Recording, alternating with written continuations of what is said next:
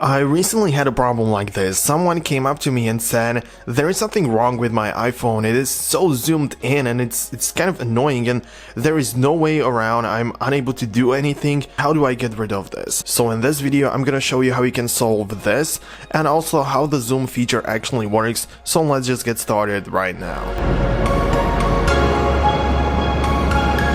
Okay, if you just want to leave this state, just simply use your 3 fingers and double tap the screen. This is what you can do and you have to do in order to make the iPhone go back to the normal state.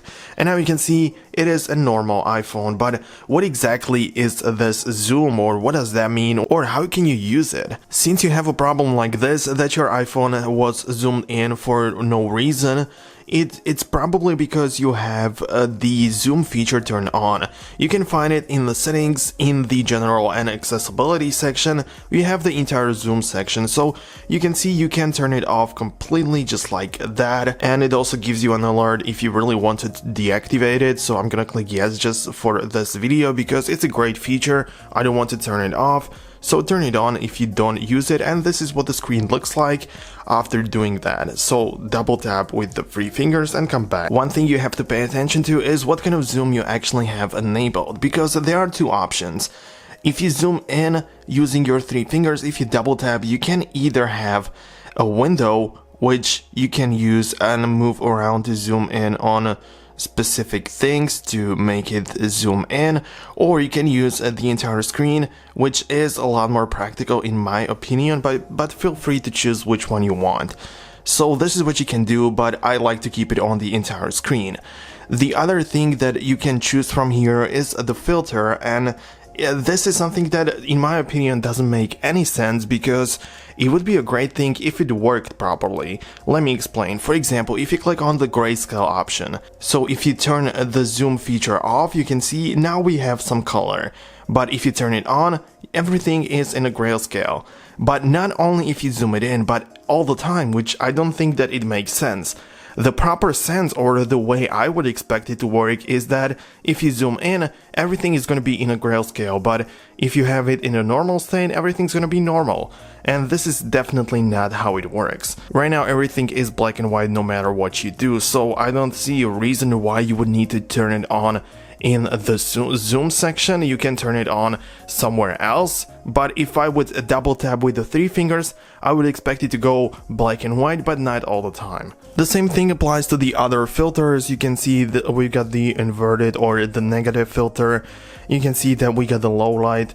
I mean, this is all great, but it doesn't belong to the zoom section in my opinion, so I would just keep it to without the effect or without the filter, which is definitely a better thing, and this is the thing to go. And the one more settings that I think that it is kind of interesting, but before I want to say that if you guys are new here on this channel, and if you don't want to miss the next content like this, the next videos regarding your iPhone, iPad, Apple Watch, and everything Apple related, click on the subscribe button. Make sure to do it right now and just never miss anything important in the future. Okay, so the next thing that I think you would be interested in is this slider at the bottom, and this pretty much shows you how much you can zoom in, because if you choose it to be the maximum, if I zoom in like this, I can go even further, and it's kind of weird. I don't see a reason why you would use it, but you definitely have a control over it. So right now, if I just grab the slider while I'm actually zoomed in, if I do manage to do it, you can see this is the slider. It is so big, and now if I swipe like this, it will eventually zoom it out because I simply just change the range and I make it smaller, so you can see every time I zoom in or move this slider to the left, you can see that it always zooms out because I always make the range smaller and smaller. So just like that, you can see it's kind of interesting, but the basic settings or the things that are already chosen once you turn on the zoom feature are, in my opinion, pretty okay. 5 times zoom is pretty normal. You can zoom in on pretty much anything you would want, so I don't see any reason why you would go beyond in case you want to use it, but then I would recommend you getting it back to the normal or to the 5 times.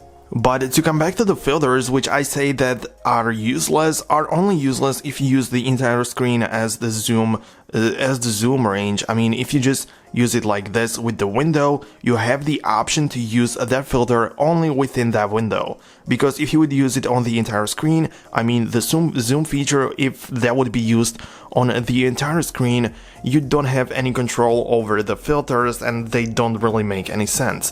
But with this, you can really move the window around and have the text or the entire screen inverted or grayscale. Everything depends on the settings, but with this, it's probably more useful than with the full screen mode, if you know what I mean. Okay, so I think that this would be it. I want to say thank you so much for watching. I really hope you found this video useful and informative. If you found some value in it, make sure to press the like button to let me know that you enjoyed it. And for more content like this, don't forget to click on the subscribe button as well, and see you guys in the next video. Peace out.